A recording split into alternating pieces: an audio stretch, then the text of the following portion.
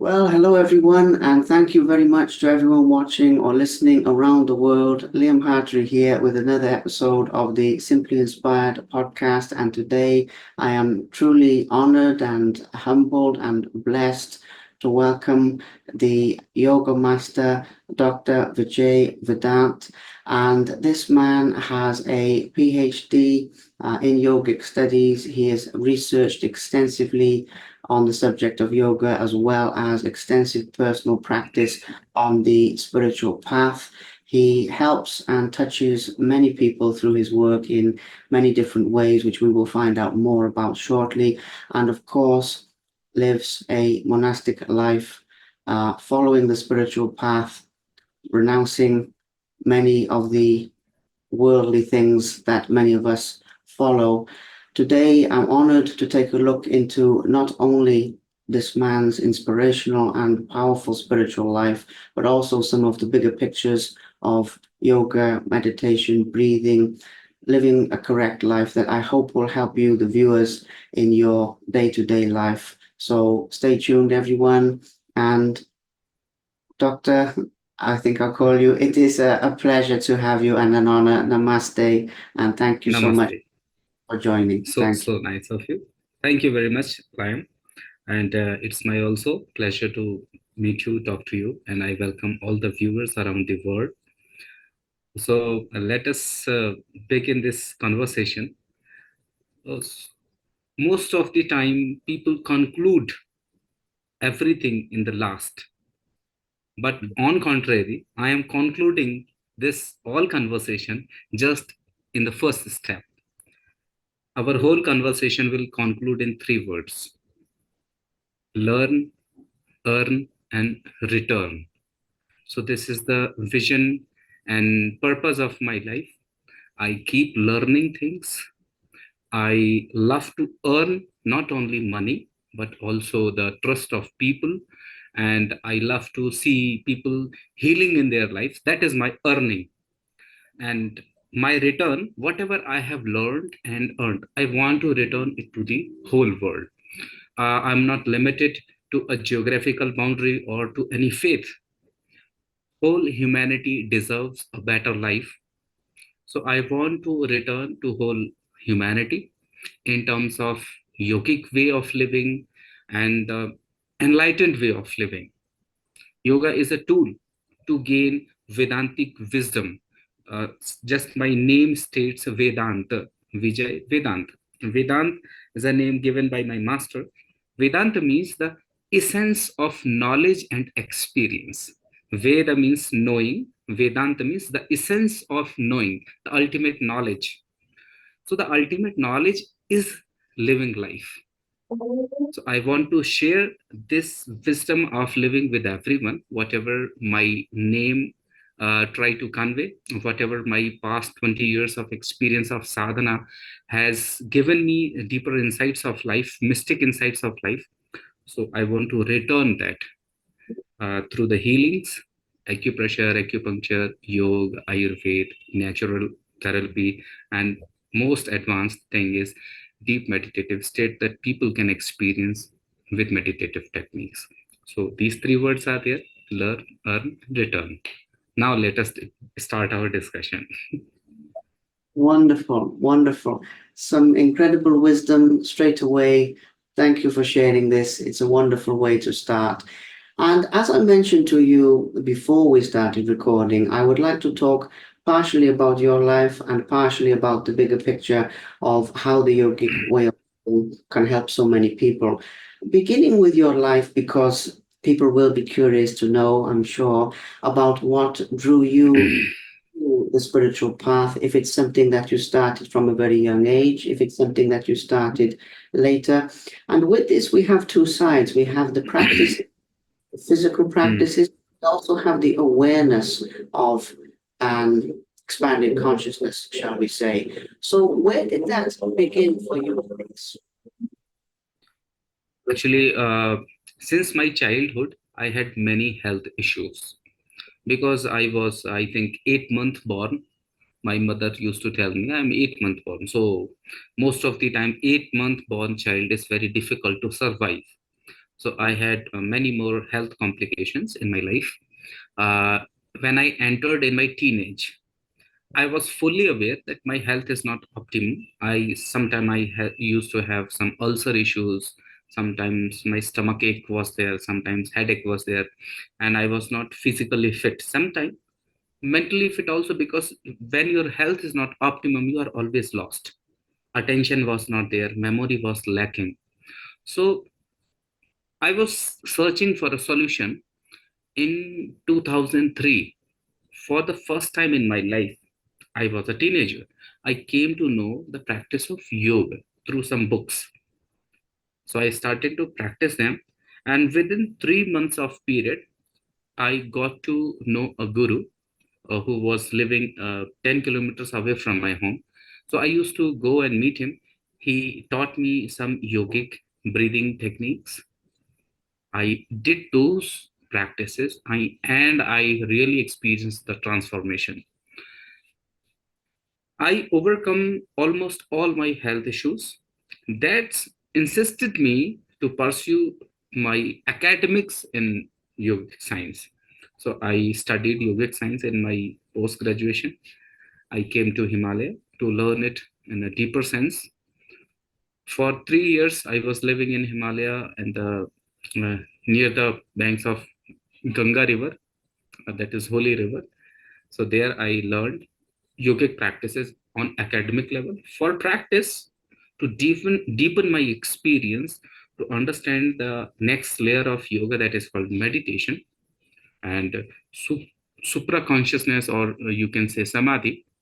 So to experience those practices, I started to search for a new guru, and I found a new guru in Kedarnath. It is situated in Himalaya. It is one of the most holy shrine of Uttarakhand, Himalaya. There I met a guru. He guided me. I lived with him for next 4 years. I live a monastic life, and he gave me deeper insights. He taught me the meditative philosophy, meditative practices. I lived under his guidance. I experienced a lot of transformation, not only on physical plane. My emotions got balanced, and I got deeper, thoughtless, meditative insights.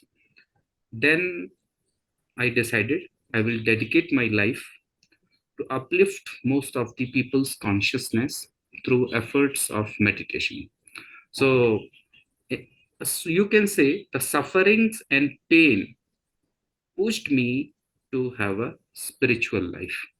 Now I am very thankful for God, that God gave me such kind of physical problems. If I was healthy, I would have never thought of this yoga practice.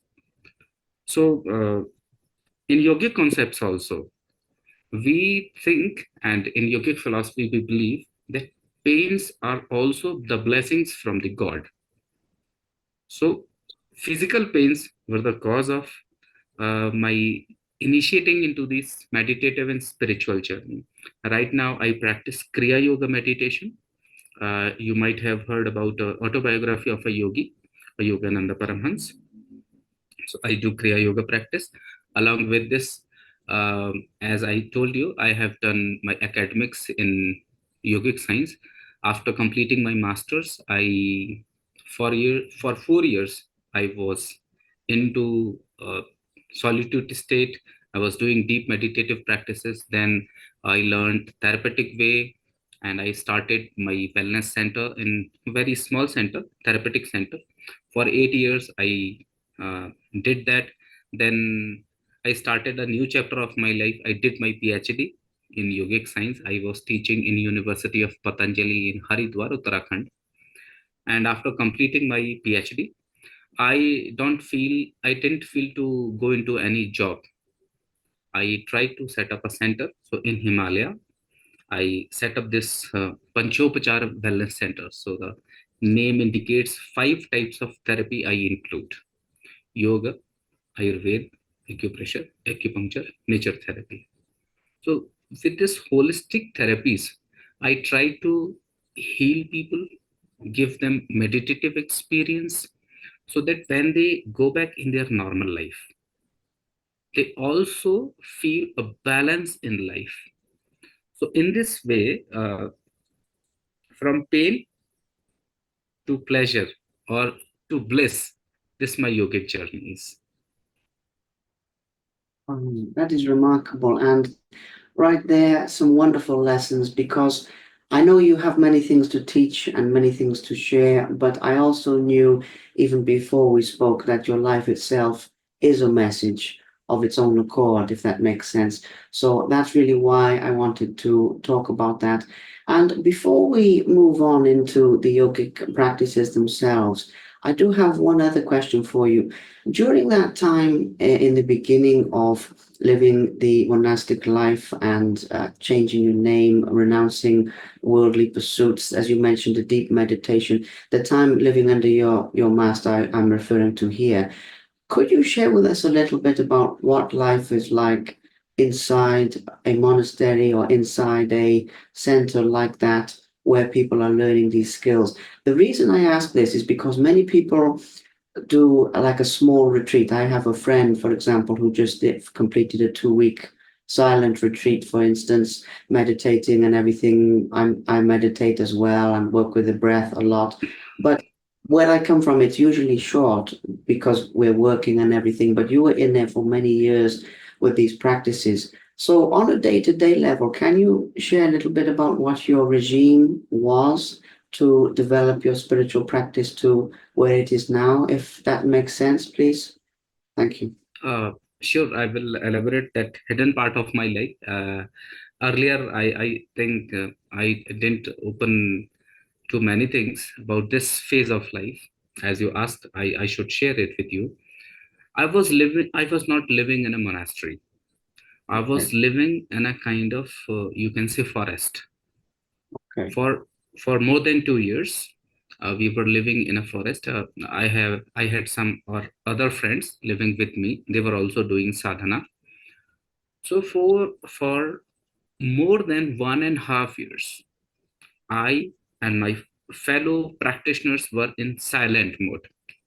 We were not allowed to speak to intense or deepen our insights.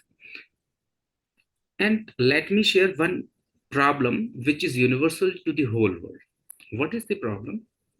Our whole education system is the problem of humanity. Most of the people think that after getting degrees or education or formal education, we will feel empowered. But on opposite emotion, it happens after completing the formal education.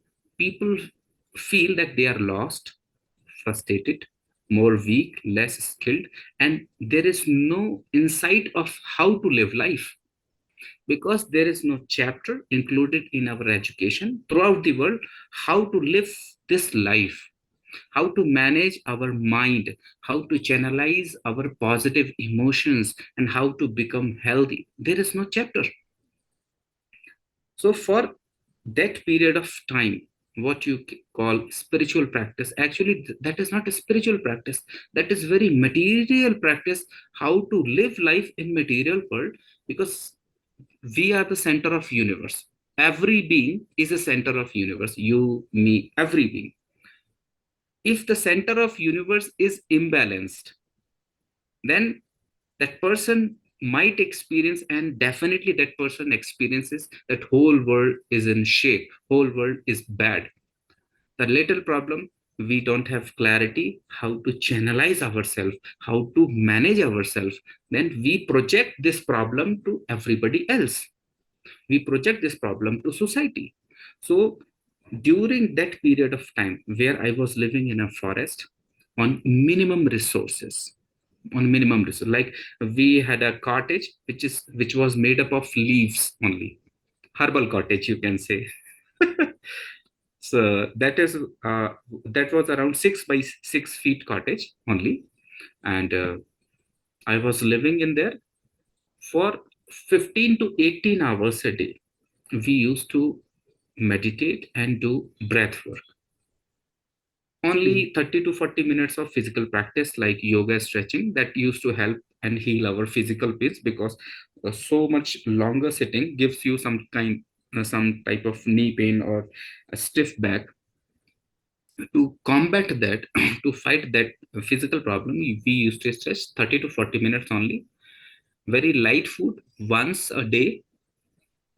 Sometimes, if we feel too much hungry, then two times a day, light food. Or once a day was more than enough, because most of the time we were getting energy out of our meditative practices, because physical activity was almost nil. All the time we were meditating, doing breath work, and silence was also very empowering thing for us. During that period, I got a clear insight that I am not this body only. I am living in this body. I am something else. When my practices matured, I got to know where is the source. There are two types of spaces that every human should understand and realize. One is called micro space or micro universe. That is the space of self. That is Mm. not material space. Space of self. We should know who we are. Who am I? And another is macro space. So the micro universe is called me, and macro universe is called mine. So during my that period of sadhana or practice, I got to realize I am a traveler, and there is a purpose of my life and everybody's life, that we should live in such a way that we contribute more. We should not have attachment towards things, and we should not also be escapist. Now I'm also a householder. I know what are my needs, and I know what are my greeds. I never try to I never try to fulfill my greed. I always try to fulfill my needs. Like food is my need, clothing is my need, living in a proper shelter is my need. So these are basic needs. Needs should be fulfilled. Otherwise, we will go crippled. There will be no progress in life. So needs are there and greeds are unlimited. So my sadhana gave me that clear cut insight. Always fulfill your needs, never chase your greeds. That's why I'm having a very happy and balanced life. Wonderful. Well, first of all, once again, thank you so much for sharing that, as I mentioned, because your parts of your life are the message, and the experiences you went through to become who you are today is very valuable to people listening to this. And I love that needs and the greeds. Wonderful. Absolutely wonderful. And obviously, one of the things I think is very important here as well is that you live a life of service now, in the sense that you help people and you contribute to many people. And for anyone listening to this who wants to talk with you further after this talk today, because there will be, I hope there will be some people like that. But in general, when you are contributing to people's lives, as you mentioned earlier, people are improving, people are becoming happier, more content by working with you, even though they're making their own efforts, but you're guiding them, helping them. How do you personally feel? Because when you were speaking earlier about this, I could feel the joy from you in not only your own practices, but in helping people and contributing to people's lives. And really, people look at it from their point of view as a student of, I am the student and this is my teacher, my master, whatever you want to call it. But people don't always look at it from your point of view as the one teaching them, and what it means to you to deepen your own practice through teaching them, and simply to see them become happier and more fulfilled, more content people. So, if that makes sense, I would like to touch on that, your role as a teacher, and then we can move into some things about the bigger picture after that, as I've said. Thank you. Whenever any learner comes to me to learn anything, I simply ask them two or three questions. Those questions are eye opening for everybody.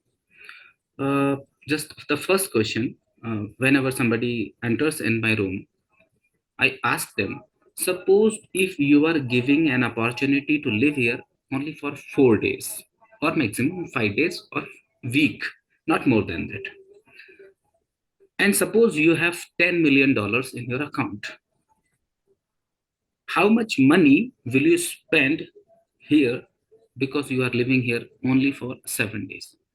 Most of the people or my students answer, sir, $100, $200, $1,000, not more than that. Same applies with life. We have very limited period of time. We don't see impermanence, that we are not going to exist here forever in this physical presence, in this physical body. After a certain period of time, we will change this physical appearance. We will go to some other body. So if we are trying to accumulate for resources like for next 10,000 years, like 100 million thousand, you can say dollars, people trying to accumulate in their account, people trying to accumulate resources with good or bad means, but to gain what? Everything is going to disappear someday. Every person will disappear someday. So once we see the impermanence, then we come to understand there is no need of that mad accumulation in illogical accumulation. There should be accumulation. Like if I'm going to live here for next 6 months, I should have grains, food items to survive next 2 months. But if I'm going to live here only for 1 week, then why should accumulate items that will even expire in 1 year? I'm accumulating right now only for myself for next 5 years. This is very stupid. So this is the first question I raise, the awareness of impermanence. Then second question I ask them, like right now I can ask to you also, what is your name? Well, my name is Liam on paper, shall we say? But as Hmm. we know, with these type of practices, as we know, there is not necessarily the identification with the country I was born, the name I was born, various things that people give to us from the outside. Obviously, Yes, we are more than that. I think that's where maybe where you're going with that topic. So Liam is, somebody says in the street. Obviously, I turn to look and see, but as ourselves, we are more than that. So honestly, that is how I would answer that as you asked me. that's very intelligent way of answering. I really expect that people have identified themselves with their names, with their faith, with their skin color, with their nationality, and these all identification leads to clash with others. Like uh, Americans would say we are the most supreme and Asians are not supreme. This Asians and Americans, this become a one issue. Black and white can become another issue. Language, oh, English is the most respected language or most spoken language, then Sanskrit versus English. These all identities leads to clashes.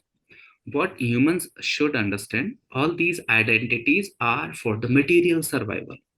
They are not going to give us true happiness or the eternal happiness. How we can get the eternal state of happiness, emotional balance, when we know who we really are? And that is one way to see, to look within. And to look within, calming practices, meditative practices, breathing practices, and some kind of detachment practices are needed. So these two questions I raise, impermanence and identity. Then I start to teach some advanced practices. These two awareness are needed for a spiritual life. That is wonderful in itself because I understand what you mean. Personally, not to go off topic or anything, but personally, when you ask me that question, I've always had, from even when I was a child, as a small boy, that sense of not always internalizing what other people to give me, like there's more of an expansion. I've always felt the stillness and everything. Now, in the country I come from, it's harder to find what you're supposed to do with it, really, because there's less people that you can talk to about these things. But I always felt that, and for periods of time, like I'm watching myself more than I'm actually doing things, and these different shifts. And so that was what led me into the interest in meditation and things personally. And I just thought I'd share that with you as soon as you mentioned it, because, where I come from in the UK, you have Wales, you have England, you have Scotland, you have Ireland, and then you have Northern and Southern Ireland. And all of these people don't like each other in the different Mm. sections. So it's like if I'm Welsh, we're supposed to not like the English people not supposed to like the Welsh people. And I never felt any attachment to these kind of things, as you say, from being very young. And I think that, yes, for anyone listening to this, it's very important to not identify, because this is why people try to accumulate. It's very, very good questions. Now, as we move into the broader topics of the yogic lifestyle and we move into some of these things, we can't talk about everything today because your Yes. knowledge is too vast, your knowledge is too extensive. People need to speak with you personally, obviously, to know more. So, what I'll try and do is just talk about some very common things that a lot of people want to know that maybe you can help with. But I will say to our viewers right now, if you want to know more, contact this man. I mean, you're not hard to find, you're very Yes. accessible. Yes. So I will say that. But just as a couple of things, one of the big things that we see a lot in the world, many places, is too much stress. And you mentioned earlier about the fact that you've balanced your mind, you've balanced your emotions. I've been reading about this. You mentioned the autobiography of a yogi. I'm actually reading that now at the moment. So, to balance people's internal state, going back to what you said about education, we learn everything from the outer world. We learn everything about maths and science and people from history and all of these things, but we don't learn anything about ourselves. So I think you're absolutely right. It's wonderful. What can people do if they are new on any type of spiritual path, or if they want to get on a path but they don't know how to do it? What can they do just to start to balance themselves from the very beginning and find more inner peace? Just very simple level. It won't be advanced yet, but I'm just looking at this for people who are unhappy, they want to make a change, they don't know how to make a change. Maybe they're living a very busy life, so they have only little time to make a change, but they still have the discipline to do it. How can they balance themselves, please, to begin with? Uh, Let me elaborate my way of living first. How Okay. do I live? What is my philosophy of living?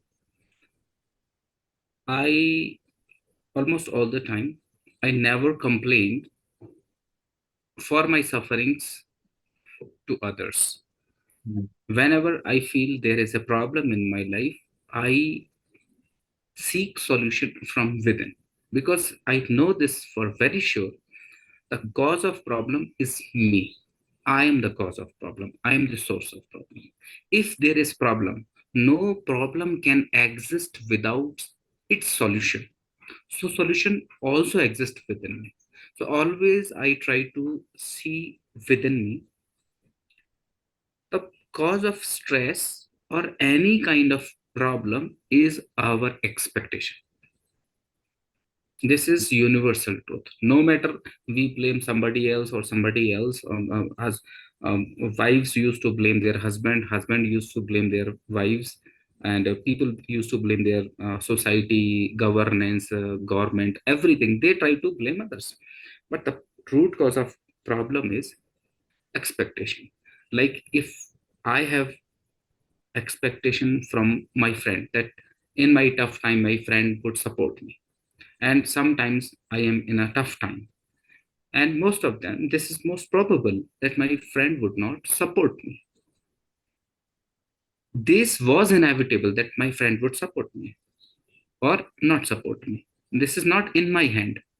But because I have created an expectation, out of that expectation, I am going to be a sad person.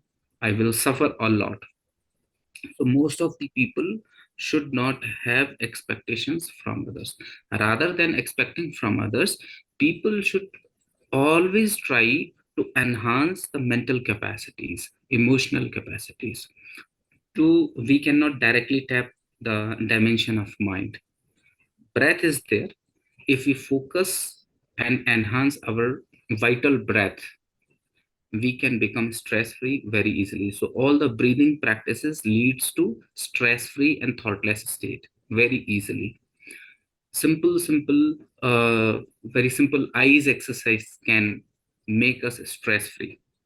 Like there is a one of the topmost mudra. Even you will also learn in Kriya Yoga. Like I am putting a tilak here, this red dot.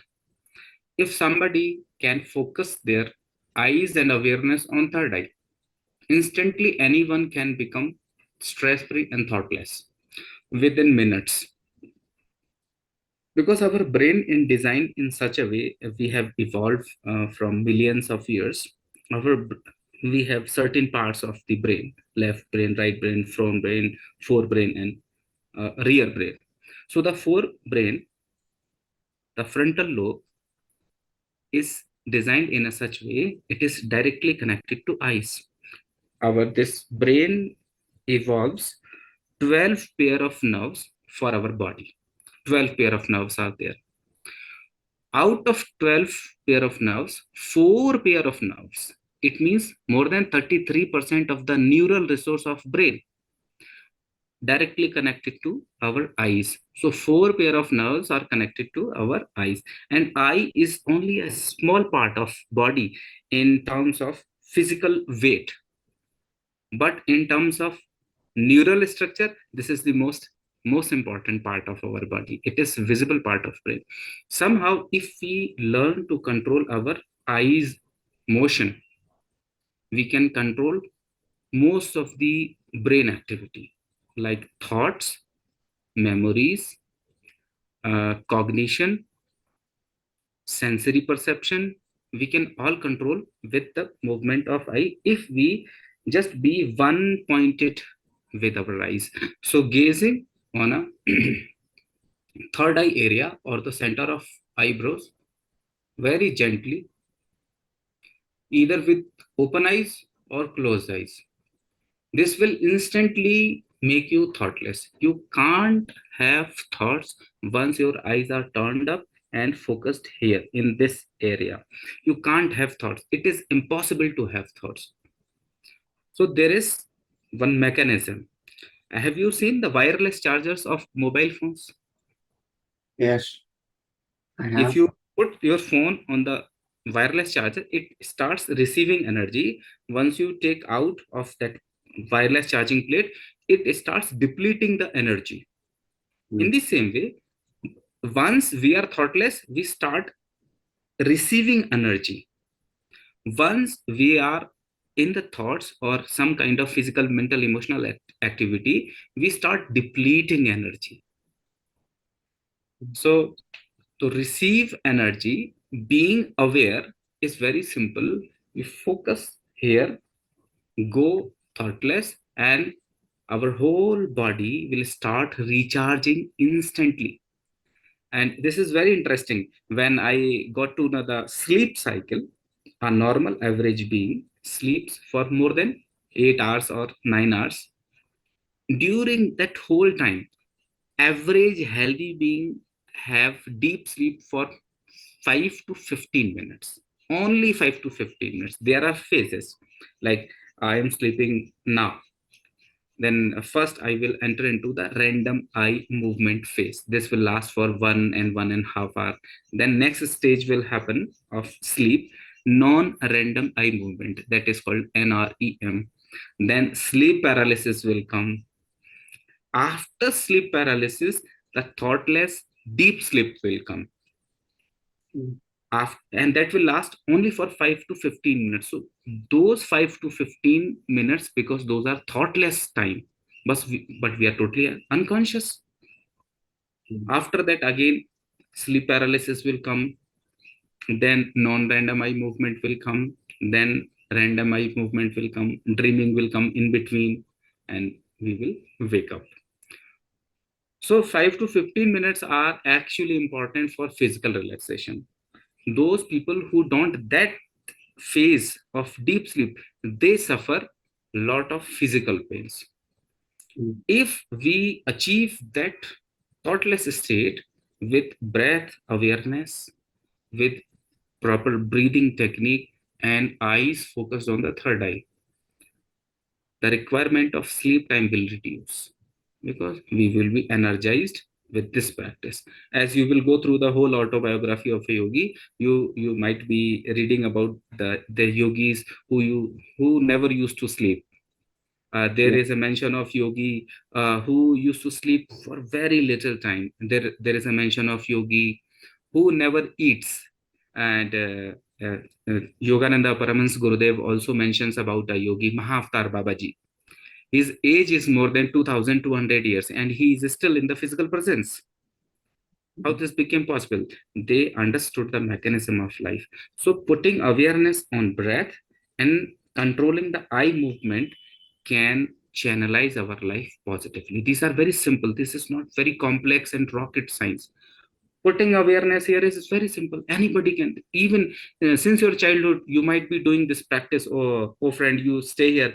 Just put awareness, put the gaze in the fingertip. And some of the friends were doing this, and they were putting finger here, and we were feeling this area all became heavy. So Yes. since our childhood, we used to play many yogic games. Every human child used to play yogic games, but they don't know this is yoga. So yoga is a child's play. Be innocent, learn the practices under guidance, and master your life. This is very simple. Very simple, but very beautiful as well. And I hope that people realize with this type of thing, it's not really just about the knowledge. A lot of it is about the practice, and it's not Hmm. always how much you know, it's how much you practice. But it's very helpful because, as I've already said, targeting this for people who don't realize about these things, a lot of, I'm sure you know this with having your PhD, but a lot of the Western, shall we say, not, I don't mean that as any type of cliche, but those kind of doctors, there's very much focus on, focusing on the thoughts, focusing on the sources of the thoughts, deconstructing beliefs, etc. It has its place, but I also think that then going deeper beyond the thoughts, as we've just talked about here, to the very root of where they come from is very, very important. And stress is something that, people, millions, tens of millions of people, they struggle with this. So your advice on this, really, this is asking your advice, isn't it, on these things, these very simple topics. And I have another one for you that I'm sure to you will be very simple, but it's very relevant for people. You said earlier about people's accumulation and people wanting to accumulate more and more, and the greeds and the needs and everything like this. I think people can realize not to do that because most people, if they try it even for a time, I've met people, very wealthy people, millionaires and things, it doesn't make them any happier, as you said. But if people have got to that point and they want to make a change in their life in the sense that maybe they've accumulated um, resources through not good means. Maybe they've done something bad and they've accumulated a lot of money because they thought it would make them happy, but it didn't really make them happy. It might be an abstract question for you, but I'm asking this because a lot of people think that, like, when someone comes to learn from an advanced practitioner like yourself, they're starting at the beginning. But often they're not starting at the beginning, they're starting later down the path of life, and they've made mistakes along the way. And some people think that maybe it's too late for them to start. Sometimes people think if they've accumulated money or they've accumulated something through bad means, can that be forgiven, or can that be released from them in some way? And so I know a lot of people who've come to the spiritual path later in life after they've done various other things. So I know it might seem a strange question for you, but as you have students, you're not teaching like babies, or people who have no experience. You're teaching people who have good experience, bad experience. They've done good things, they've done bad things. So how do they let go of some of what has gone before, if that makes sense to you, broadly speaking? Yes, yes. Uh, Suppose if somebody got infected in the finger, okay, they do treatment and they Yeah. heal. Mm, The healing capacity is already existing within body. mm, So accumulation, doing good or bad, is not the real problem. mm, Identifying with that accumulation is the problem. If somebody comes to know that this is not really me, this mm, is mine, and mine can be separated from me, and me should be happy all the time. So, this process of identification and detachment will lead to instant liberation. mm, There is a mention of Jesus Christ. Jesus Christ says in Bible, uh, those who are scholars of Christianity and Bible, they will refer it perfectly. Those who surrender to divine all washes away all the sins. In the Bhagavad Gita, Lord Krishna says to Arjun the same thing. Sarvadharman parityajya mamekam sharanam praja. You surrender completely to me means for the divine purpose. All your sins will be washed away instantly. mm, So it clearly means there is never too late. Never ever it is too late. If somebody wakes up for the spiritual awakening at the age of 60 or 65, it's not too late. It's also early. You start channelizing that mantra that I spoke earlier: learn, earn, return. People who are not returning means those people who are not serving back, those mm, people are in pain. Accumulation is good, but channelizing for higher purpose is the best. mm, Keep learning, keep earning, keep returning. If you miss any of the element, pain is coming to life. This is for sure. So it is never too late.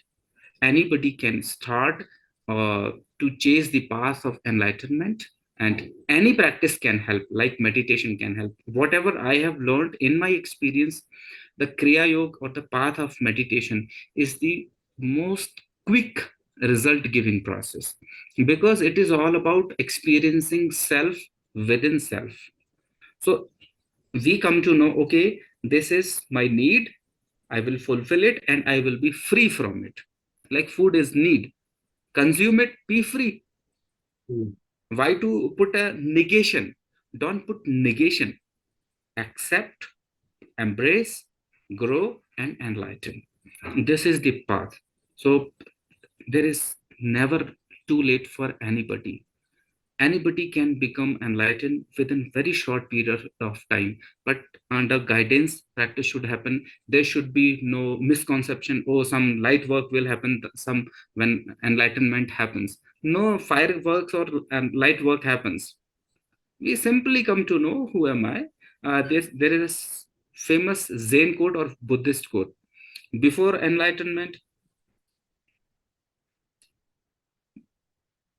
cut wood, fetch water, eat food. After enlightenment, cut wood, eat food, fetch water.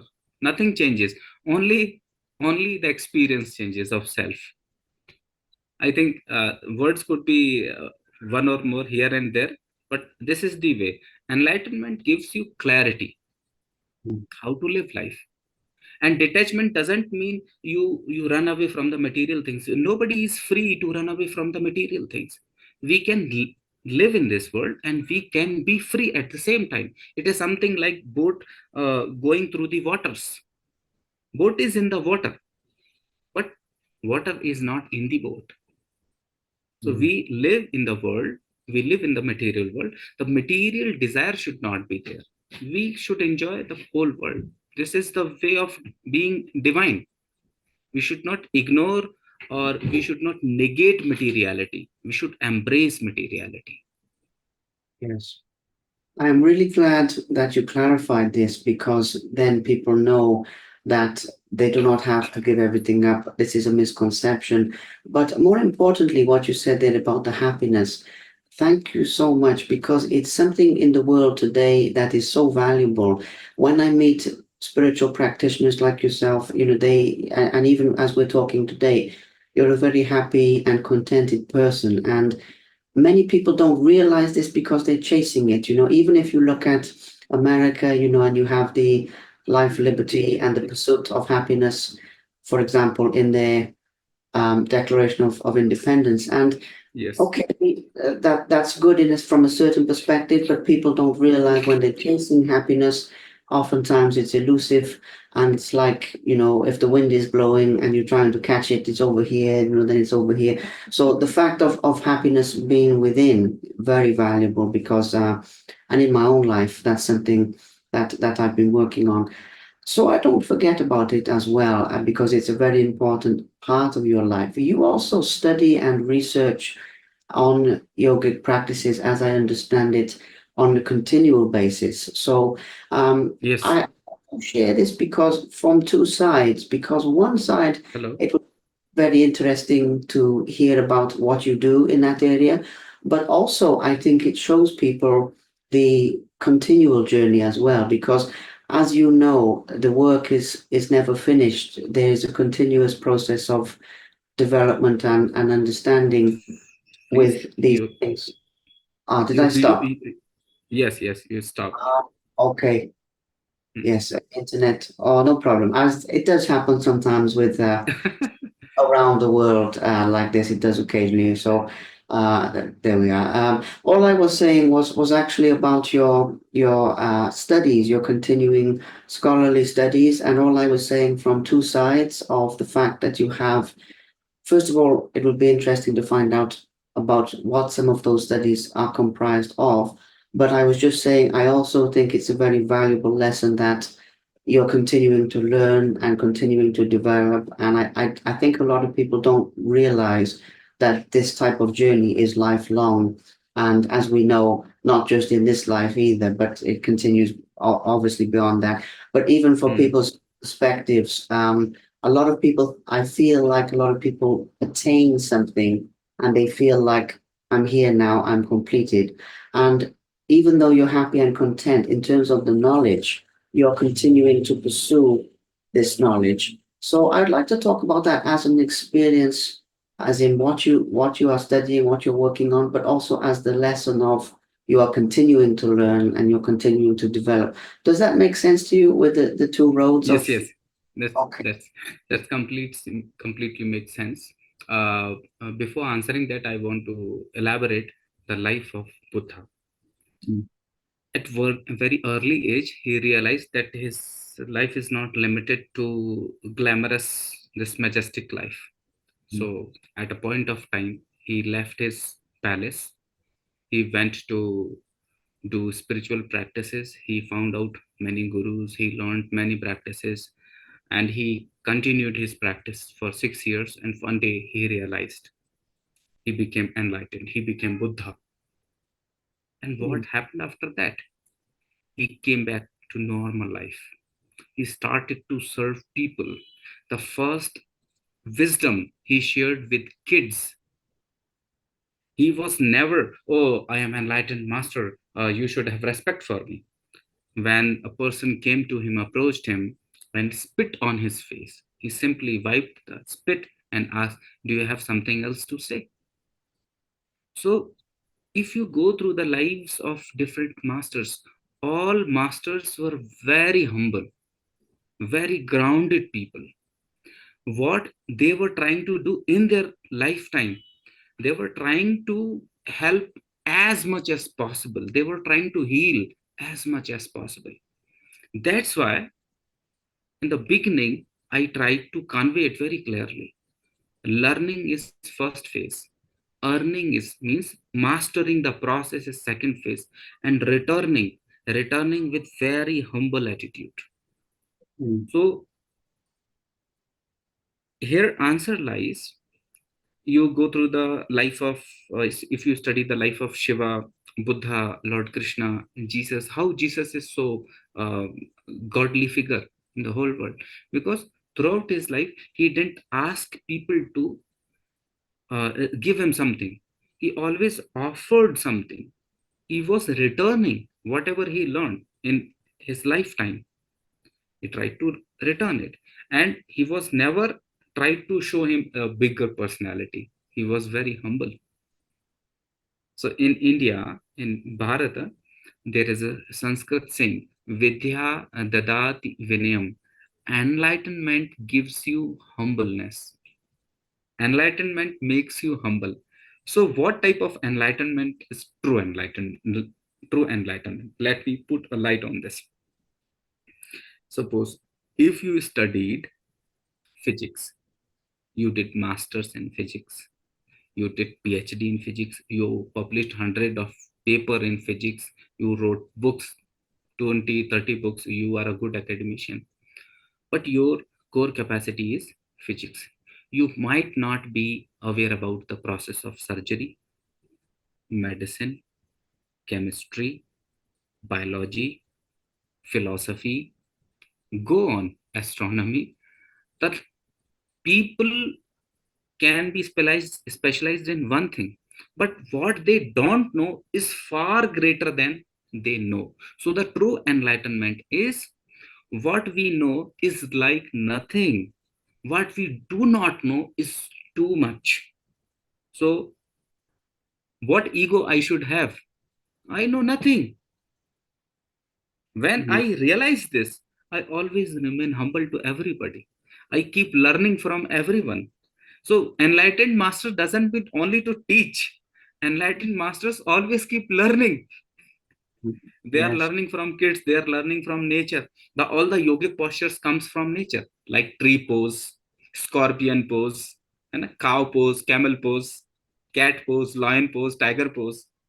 So even after enlightenment, masters are learning from different elements of nature, from water, fire, sun, clouds, from every way people are learning, and learner should be humble. Mm, Arrogant person cannot learn anything. Humble person can learn something. So true enlightenment opens up the possibilities of knowing what we really don't know.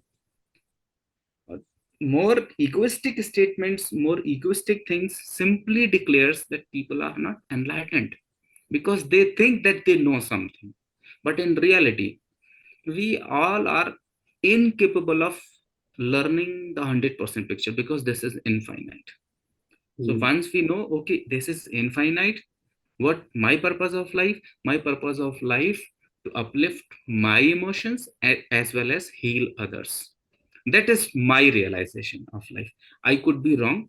I say I could be wrong, but this gives me clarity of life, that how should I live my life. I don't have too much time left to live. I might live for next few years. That is much less to fight and combat lot of pain and suffering in the world. I want to heal maximum people. I want to uplift the spirit of maximum people, because that gives me happiness. That gives me true sense of joy. When somebody is hungry, somebody is in pain, I cannot eat well, I cannot sleep well. If I mm. have resources, if I have understanding, I will share my resources, I will share my understanding to heal in life. That gives me sense of fulfillment. That is my enlightenment. It is wonderful. It's a beautiful description, very eloquent. And as I said before, thank you once again, because these are universal experiences that people have or people want to have. And it's wonderful. There's so many things you said there with the connection between science and religion, the fact that they are not enemies, they are friends, if you like. There's many things with the egolessness. Even going back to what you said earlier about education, I feel that the education system teaches people to be competitive, and it teaches people that there's better and worse people than us, and it causes people to feel depressed when we realize how equal we are. A lot of these mm, problems go away. There's so many little things in what you say that are powerful wisdom. But most of all, yes, I mean, humbleness, humility, if you like. The more we learn, the more we realize there is to know. As I'm sure you've had that experience, you have one question yes, answered, and as you answer that one question, it opens up, two, three, four more questions. So what about this? What about that? Not in the way of overthinking, but in the way of how everything is connected and the patterns in life, as you say. And even you say there, maybe you are right, maybe you are not. Well, I've come to the same conclusion. The happy people I've met in my life are contributing something to the world. And even if they have a lot of money, it doesn't matter if they're doing something with the money or if they have very little money, they're doing something, feeding people, helping people. And the most miserable, unhappy people I've met are the people who have things and they are just sitting on it, not literally, but as you say, like with the bank account and they have the 10 million, but they won't share it. I've always seen those to be the most miserable people. So it's a very simple truth, as you say, that, you know, if a child has more than one sweet, for example, and you watch them, they will give it to somebody. They won't say, "Oh, that's mine." They'll say, "Oh, yes, you want one." And somewhere along, as we get older, some of us lose that, and we need to. You said earlier that it's child's play, but not in any type of derogatory way. I mean it as a compliment. That when you look at children, they have a lot of the answers to this. We just don't remember. We don't remember when we were small like this. So yes, it's yes. it's a really good way of explaining it, with this. And Mm, the other thing I'd like to say as well, which is sort of a question, sort of not, but I think that with what you shared, it really helps people as well with the concept of self-love as well as of self-compassion, because I've seen in my life a lot, and also I've personally struggled with this one, that we often feel we have to do better, we have to be better, we have to be something more. Many people beat themselves up, and I realize with what you're saying, it's going to heal people or help them to heal themselves, I should say, in that area. Because when you tap into the infinite consciousness, or certainly when we tap into who we really are underneath all of the labels, you don't need self-love. You don't need in that context, you are enough as you are. So I just wanted to highlight that because you've inadvertently answered that by answering other things. But I think mm, that's really valuable to people as well, to take out the competition, to take out the comparison, to take out even the concept of self-esteem has a lot of mm, falsehoods based upon what you're saying. So it's not really a question. I'm just saying that's really valuable because so many people struggle with not being good enough in their day-to-day life. And I think that you've given some advice on that as well. So that's just a thank you for. welcome, welcome. There is one more point to add into this. It is for everybody to understand that God has designed each and every being in unique way. That's Mm, why our retinas are not similar to anybody else in the world. Our fingerprints are not matching to anybody else in the world. These are unique. So when our very physical appearances are very unique, we are also unique. If we compare ourselves to any celebrity or sports personality, so comparison is going to give pain, suffering. We are unique. But on outermost layer, we look different. We have different purposes. We have different colors, language, barriers. We have many things. But on the core, which is beyond name, form, and identities, that is absolutely equal. The life experience, the feeling of pain and pleasure, the feeling of loss and victory, those experience and emotions are exactly same. So in the core, you and me are not different. We are one. mm, in the core, but at outermost layer we are unique, and people are trying to copy the outermost layer. That's why people are in pain and suffering. So do mm, not try to compare ourselves to anybody else. Everybody is unique. I am also unique, you are also unique. We have some driving factor to grow in life.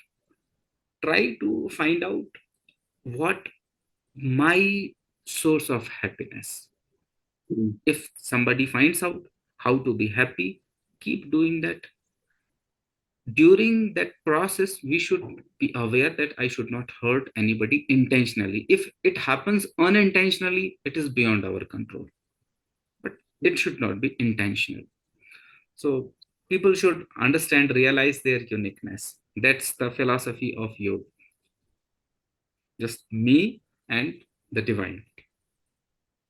Absolutely. All that is wonderful. Absolutely. Because that is a universal topic. What I mean by that is it's global. I mean, this applies to everybody, every country. It is wonderful.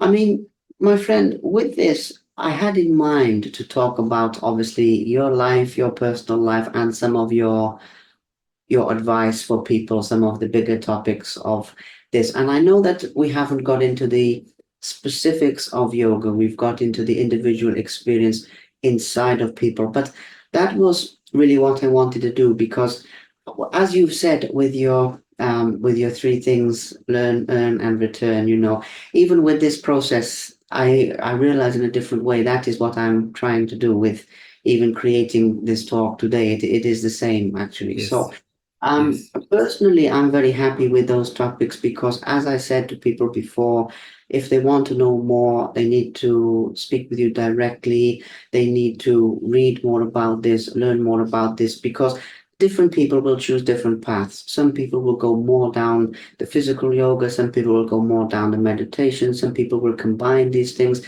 And you can advise them on that. There's other people out there who can advise them on this as well. But the inner experience of your life and the inner lessons, all I want to do with this is just give people that first glimpse, that first idea of, okay, I don't have to think this way.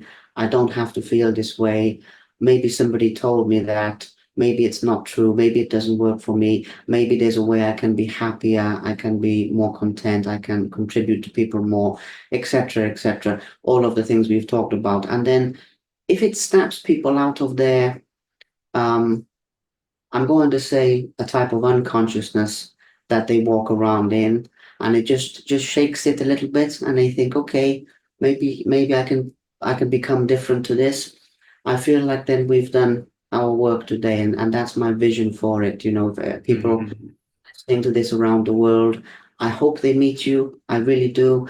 I hope they come to see you or speak with you. But the beauty of this type of technology is Mhm. if they don't, your words Really. can still reach them, through your words and through your heart. So that was my vision. I think we've accomplished that very, very well, to be quite honest.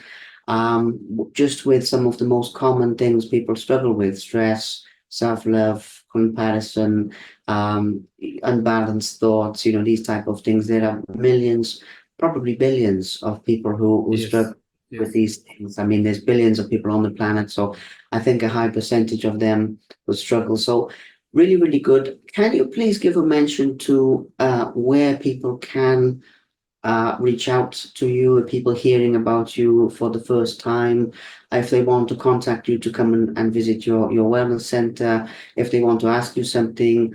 I don't know if you teach people online in this type of way. Um, Yes. Hold on.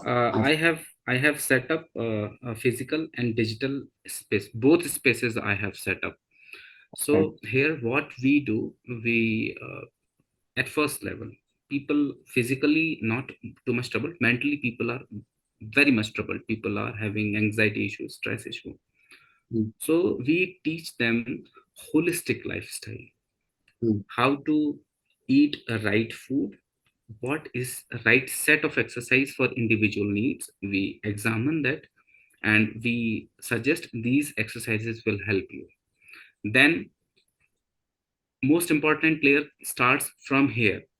what should be our behavior of life, how much efforts and activities we should perform, and mm, what is the right mindset of performing activities in life.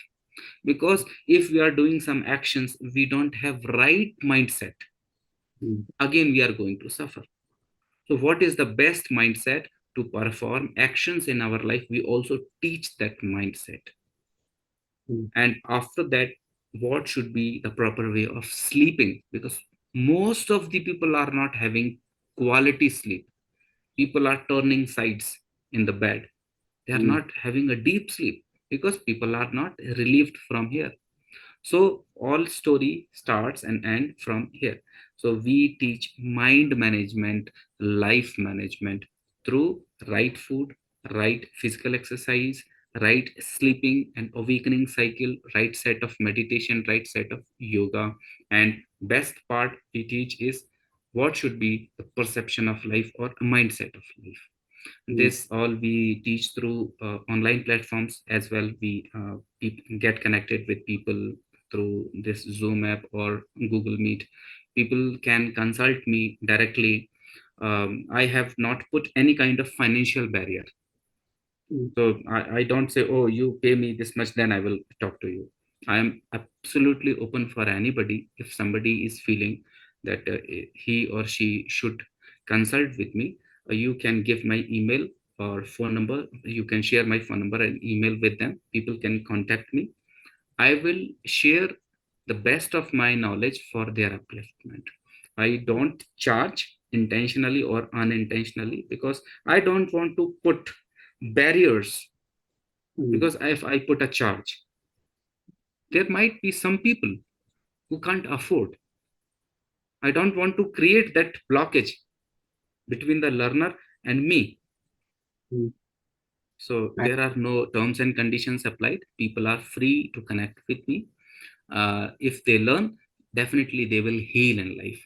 And nobody is alone in their life. I can promise whatever my capacity is there, I'm always available for everybody. This is sole purpose of my life.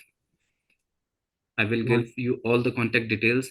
Panchopchar.com. I have set up a website, www.panchopchar.com, and the email ID is panchopchar@gmail.com, and the contact details you might be having. Otherwise, I will share with you. You share all the details, and you can also arrange some more detailed episodes, like about specific yoga, therapeutic yoga, or meditation, or mind management, or about specific diet. You can arrange more talks like this. yes, I would love to. I would absolutely love to because today is the overview, the introduction. Yes. So I agree with that, to get people familiar with some of these topics if they're hearing for the first time. But I agree. And yes, your contact details, absolutely.